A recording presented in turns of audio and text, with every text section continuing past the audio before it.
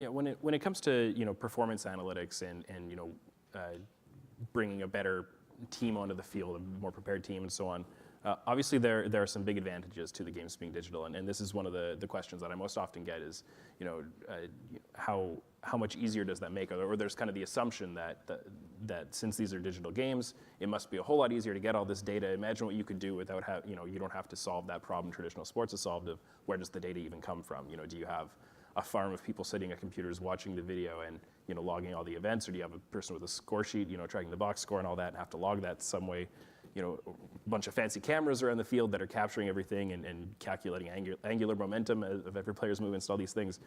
We don't have to solve that problem. So a lot of the floor is, we don't have to build all of the scaffolding up before we can get to that point. But there's also the other side of the story, which is that given that the data being served to us in most cases is owned and controlled by the developer of the game, they maintain their APIs, they have ownership of the data within those, and that can limit both the extent of the data that we can actually access to generate analysis with, and it can also limit what we're allowed to do with it once we have it. The ability to monetize on that, build some tools or some platforms that use the data in those APIs and serve the teams.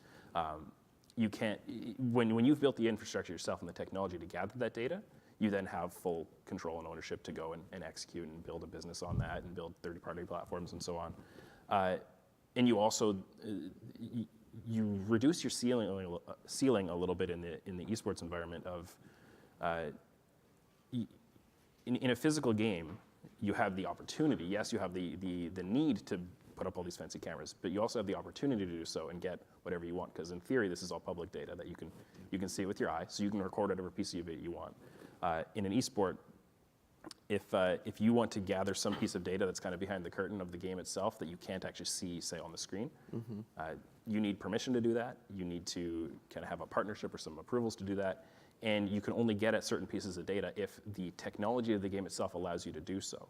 And in some cases, the way the game has been coded, the way the game has been built, you just can't pull that piece of information out.